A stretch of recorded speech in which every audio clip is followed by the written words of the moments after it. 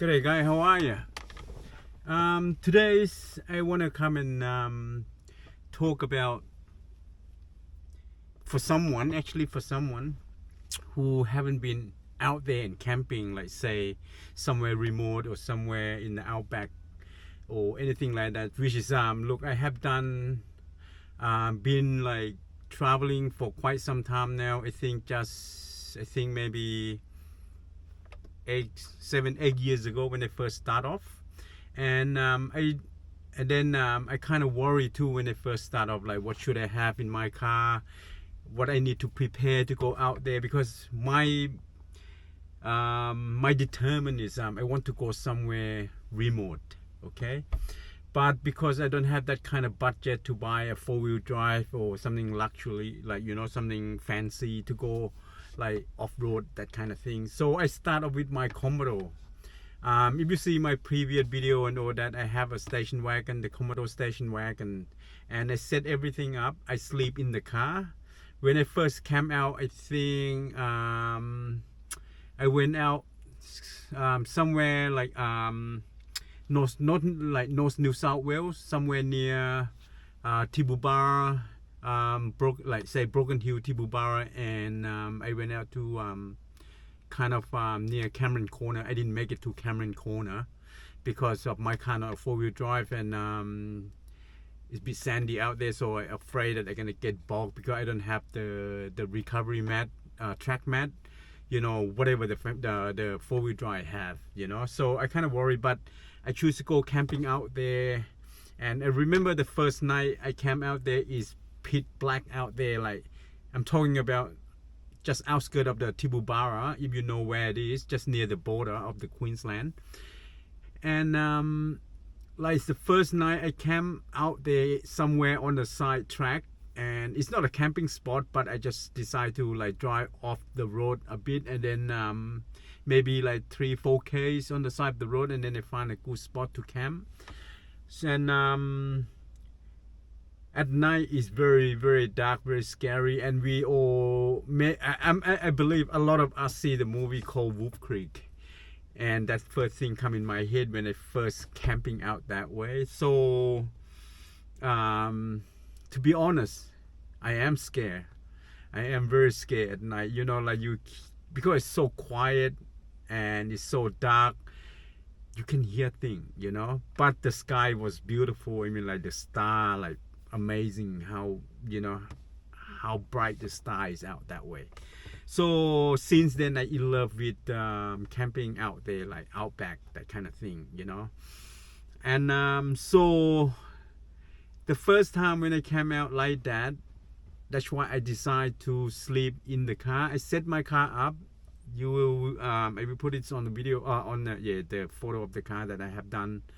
I slept in the car because just in case something happened, like when you see that movie, it's kind of like freak you out. And at least if I stay in the car, I got a bit of protection. If something happened, then I can jump on the front seat and drive off, that sort of thing, okay?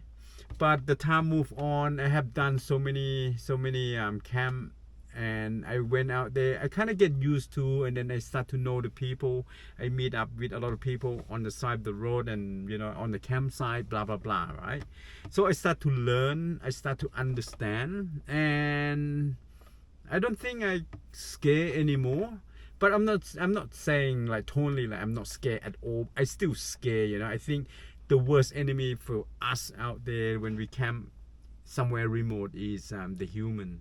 I mean, the animal, they're just, subspecies, and they just snoop around and looking for food or something, like something stranger coming to my area, so they come and search it out. But I think human is the most scary, because we don't know, like, what they're thinking or who they are, we don't know. So that's the reason why I sleep in the car when I first start off, and I did that for a few years actually, So I want to show you the car that I used to sleep in, just in case like you guys never see my channel before. Okay, let me take you for a walk. So this is the car I have. This one is a Subaru Forester, and this is it's the all-wheel drive. So this is Subaru Forester, the all-wheel drive. Okay, this is the one I'm using now, and I sleep in the tent. Okay, I camping on the ground now, and this is my previous car. This is a Commodore. That's the one I have, and this is the one because the Commodore got longer body. You can see like the wagon, it's got longer body, and I can sleep in here very comfortably, easily. But this one you cannot sleep inside because the back is shorter. So I have this set up for my car. So basically I got nowhere to sleep in here because from the front seat all the way the back here, I think about like 100, I think 160 centimeter long, and my leg will touch the back of this. So I don't sleep in there anymore. Plus I quite enjoy sleep on the ground now, so I use a swag or the hub or the awning tent, whatever. So this is I show you this one. It's locked, friend. Anyway, this car I don't drive anymore. I gave this car to my friend because he want to try camping as well. And like I've been out a lot of places, outback somewhere. This is Tibubara I'm talking about. I went out that way, and I went to Uru, like the Asrock, the Glendale, like out that way, you know, like Northern Territory, South Australia, blah blah blah. Okay, I've been out that way. I like to camp out there. Okay, when I first start, I sleep in that car, but now I camp on the ground now because I kind of like it, and also I got no choice because of this car is a shorter car, shorter body, and but it's a all-wheel drive. That's the thing. I don't want to buy something like a four-wheel drive, you know, like Patrol or Land Cruiser. It's too big. I just like something compact and, you know, handy. So this is two car. I have one I used to sleep in, and now I sleep on the ground. So for the people who actually want to camp, or someone who start to camp and too scared to go and camping, what I suggest is maybe for someone who start camping and who like to go and do something more adventure, but they're not sure, they're kind of concerned that how safety is gonna be and what do you need, you know, like, or what to do, put it that way. Okay, like when I first start, I got no crew, I just go out and do it. Okay, I mean, I don't suggest to do that. You need to talk around, you know, study more, like especially when you go somewhere remote. You need to know, like, if something happened, what you need to how to handle it. Okay, and so from my experience, what I did is I went out there like for the first time, you know, and I just keep driving, you know, like 2 days to get out there and camping, you know, like stay out there for a few weeks, blah blah blah. Or I took it into different spot and different area because I want to explore the outback. And first few nights, I have to say I was scary. Like I said, you know, the human, the most scary me out that way. But you have to get over that. Okay, if you want to camp, you want to be a camper, especially you're doing solo, you have to get over it. You have to face the fear, you know, like you have to think positive, put it that way. You don't, you know, like some people see too many movie and, you know, like you get that in your head. Just like when you want to go for swimming on the beach or the ocean or something, and then you see the movie Jaws, and you always, you know, like get terrified because you see something move in the water, and then, or the water is too deep, too dark, you can't see what's down there, and then you get scared. You never be able to enjoy it. So you have to get out there. What I suggest is start off something simple, like you go to the campsite, you know, like, and then get used to with your equipment, you get used to with your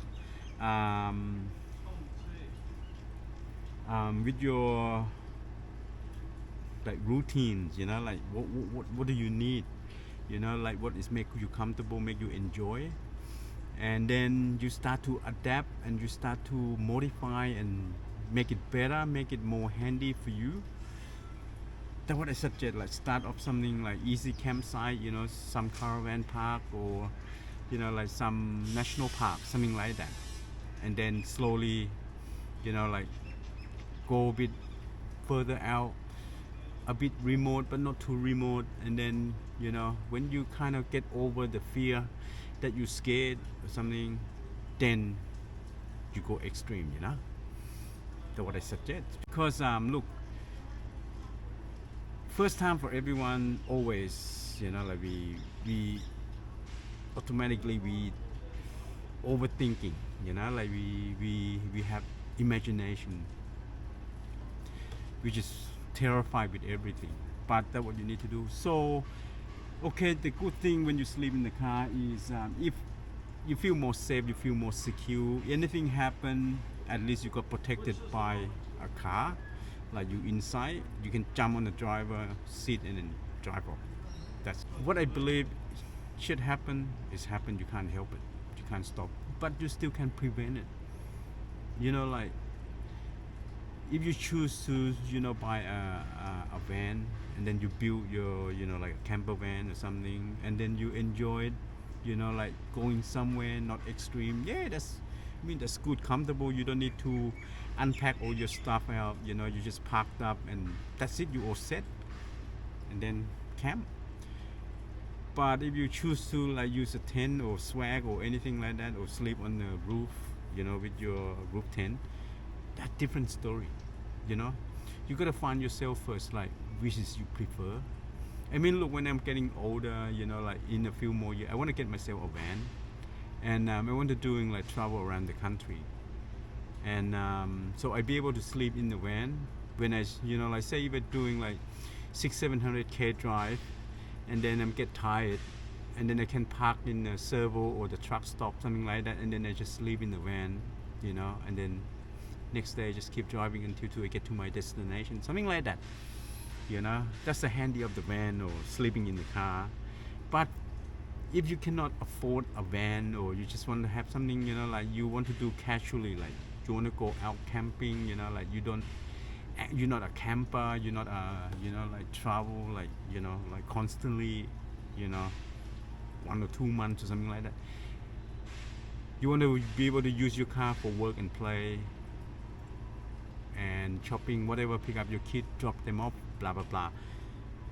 Get a SUV, set them up simple, but you gotta find yourself first, like what kind of person you are, like how much you can take, you know, when you go out there camping. Okay, I see a few people went out there and they're not an outdoor person, but for some reason they adapt into it and they enjoying it, and then they keep doing it, they keep improving their car, their camping gears, and then they go out there and then they keep doing more and more and more, and then now they just, you know, the next level. So what I'm saying is you gotta find yourself and see what you like, what kind of person you are, and then choose your right vehicle. I don't suggest to jump into things, like I said before, and I suggest, you know, like start off slowly and then find yourself and what kind of camping or traveling you want to do, you know, where you want to go. You got to study about like the place you want to go, because if you want to go see better, you want to see more nature, you want to go somewhere that, you know, like not many footprint out there, then you need a 4-wheel drive. You need something to take you off grid. Okay, when you go off grid, you need equipment in your car, like you need solar panel, you need fridge, you need battery, you need that kind of gear. You gotta work that out, like where you want to go. You know, when you, like when I head out in the remote area, like when I go out back, it's no shop there. Like, you know, I'd be lucky to find the bloody servo to top up my car, you know, like petrol, and so I have to carry my spare like jelly can, you know, petrol, you gotta do all this, like you gotta do homework, you gotta understand what is out there, you know, what the weather like at night, what the weather like during the day, you know. You're not just random going out there. I seen people went out there, got no idea what they're doing, and pretty much chaos at the end of the day. All right, guys, so this is for people who want to start and who want to go a bit more, you know, like into like a remote camping, that kind of thing. So make sure you do a study, have a look, go on YouTube, go online, have a look, you know, and make sure the most important, I said, your car. The car have to be actually ready. I always get my car checked up or serviced big time before I head out anywhere. You know, the last time I went to the snowy mountain to camp out there not long ago, and I got my car checked up. Everything seemed to be perfect. When I get to Goulburn, my power steering wheel the hose burst and it's spilling oil everywhere. Then my camping day is over. You know, I meant to go there for 3 days, and that's it, done and dusted that day. Because I don't want to drive my car with the stiff power steering, the steering wheels, and then go along the mountain, you know, go in the bush, you know, that kind of thing. You know, like I'm gonna be, you know, don't want to think about, you know. So even I get my car checked and all that, things still can happen. So just want to make sure your car in the good shape, like you got your tires, you know, like in good condition, you got your spare tires, you got, if you can bring like the spare hoses or the spare like the clip, whatever you call that ring thing, you know, like anything you can bring spare, not over carry in your car, bring it with you. Okay, plenty of water. I suggest plenty of water if you go out there. And I say don't over carry, never ever over carry. I see some car packed full of shit in the car, like I don't know what they put in there, and the car just drag on the bloody you know, like you can see the car sunk. They over carry it, and then when you over carry something you don't need, then your car too heavy, you got to pay for more fuels, and that more chances for your car to go wrong. So just carry what you need. That's very important. Like you got to do your checklist, like camping checklist, and see, like for what I have in my car now, like what I show you, what I have in my car. I mean, you see this, but I just want to show. Okay, I got my fridge. That's the more thing I must have. I got my battery working order. That's fine, beautiful. And then I got my little storage here. Okay, that put my dry food, whatever.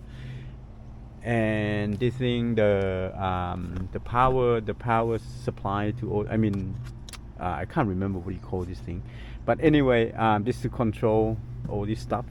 Anyway, I got all this now. What I need, this one permanent in my car.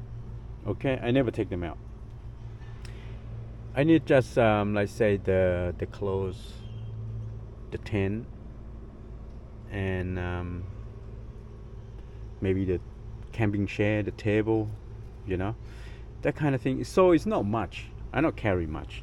So I reduce the weight to go on my car so I can have better run, and you know, like I save my petrol, because especially when you do long drive, you gotta remember it's not many servo out there. Even they're very expensive, you know. So you just take what you need, you know. Like some people like got a lot of stuff on the roof, plus inside the car, you know, like got all the crap in there. They don't even need it at the end of the day when they're camping. They just bring it just in case.